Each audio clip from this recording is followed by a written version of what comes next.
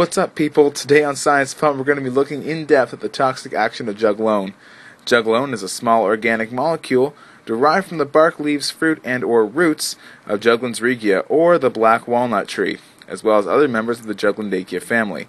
This small toxin has been used for a number of purposes, including cosmetics like hair and skin dye, antifungal treatments, and for the focus of this video, herbicides. Naturally, the species that natively uses this toxin does so to inhibit the growth of other plant flora and fauna, thereby reducing competition. It does so as juglone can interrupt and interfere with many key metabolic pathways of many plants, resulting in their inability to thrive. In today's exploration, we're going to be looking at the actions of the toxin in real time, using actual Juglans regia bark. And before we get into the real-time experiment with juglone, we will cover some brief physiochemical properties of the toxin. As stated before, the toxin is a small organic molecule. The most frequent type of exposure is dermal, as juglone has been used cosmetically for its pigmentation properties and as a herbicide or pesticide, depending on the situation. It is poorly water-soluble, containing very few polar groups, perhaps with the aside of this hydroxy group, but as a whole it's very lowly polarized. It is highly electrophilic, however, due to its abundance of double bonds and its high resonance structure. As far as three-dimensionality, the molecule is very flat, so if you were to take the molecule off the page and rotate it to face the camera, it would appear very flat. This is due to the high amount of double bonds in the structure which restrict the bonding angles of this small organic molecule. The most noticeable chemical property of this molecule is its classification as a quinone derivative. This entire structure, with the exception of this hydroxy group, can be classified as naphthoquinone, which has a very unique range of biochemical interactions in vivo. The size and the chemistry of this molecule allow for simple absorption intradermally. There are no transporters required to take this molecule across the membrane. Now that we've covered some of the physiochemical properties of juglone, we're going to take some black walnut bark, grind it up, and apply it to my skin directly to see what some of the direct in vivo consequences of this toxin is. Let's go do it. Oh yeah.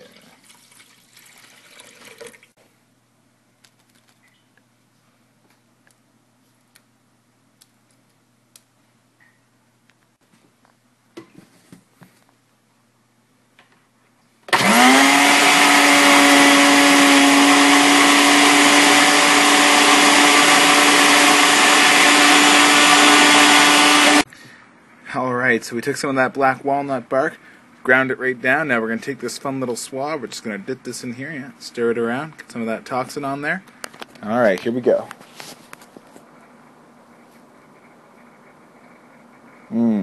Yeah.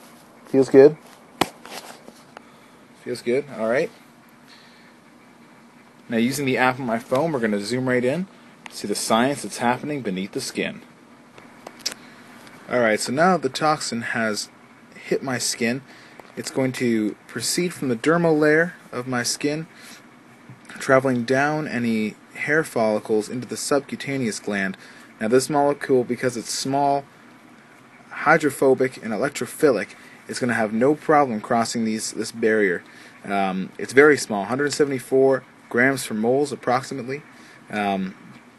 It's going to travel right on down through the subcutaneous layer and diffuse with ease into the local capillaries. Here's the capillary from the last segment. Now, as far as distribution goes, the thing about dermal absorption is that it distributes indiscriminately from the site of exposure. So, unlike the GI tract or the respiratory system where you have specific vessels connected to those different systems that transport in specific directions, depending on where you get dermal exposure, you're just going to have that toxin absorbed indiscriminately. So the toxin's going to come down from different sources of capillaries, accumulate in larger blood vessels, and start carrying on down through.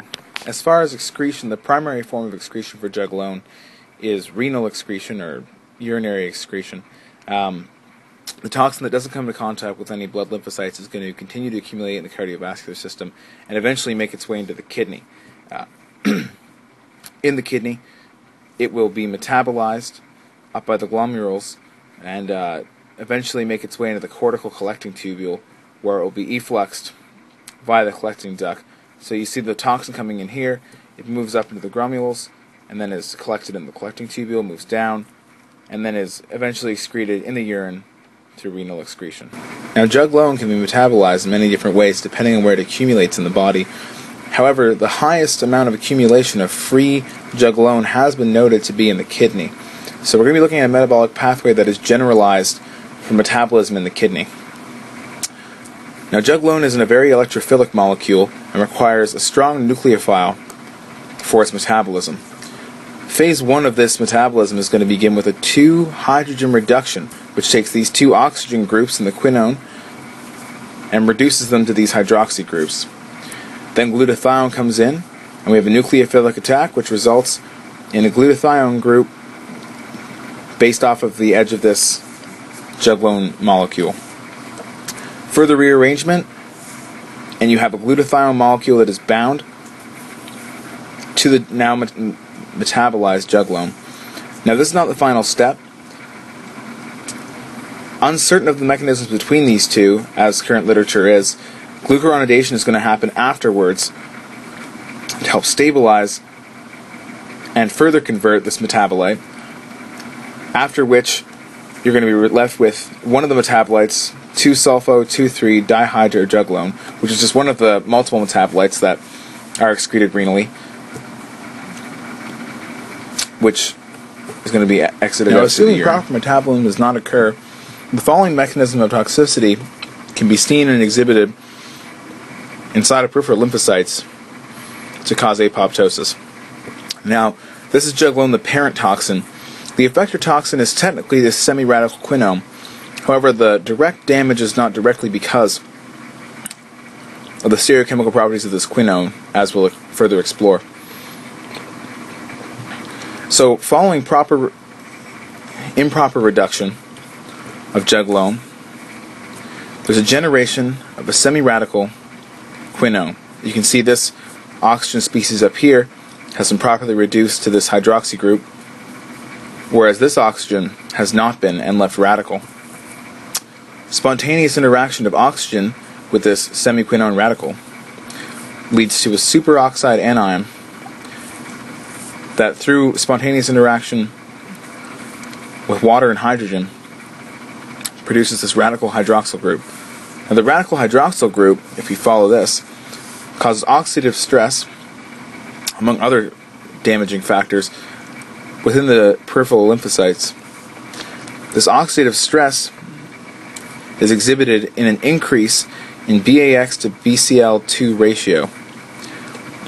An increase in BAX to BCL2 reduces mitochondrial membrane potential by causing stress in the mitochondria. This stress causes the release of cytochrome C, which activates caspase 3, which is a cell signaling cascade that leads to apoptosis. So you can see how improper metabolism of juglone can create hydroxyl radicals, which can eventually lead to apoptosis. The effects at the organismal level. So because you're going to have apoptosis of peripheral blood lymphocytes, you're going to have a reduced immune response. This reduced immune response increases the chance of tumor development, as you'll have less peripheral blood lymphocytes responding to out-of-control cells. In addition to this, you have a much broader range of potential problems. Juglone metabolism can often produce radical species if done improperly. Radical species lead to lipid peroxidation, DNA damage, protein damage, etc. Radical species are always bad news bears. They're very dangerous to the physiological integrity of an organism. So juglone offers a much broader range than just peripheral blood lymphocyte toxicity. It's toxic to many different areas of the body.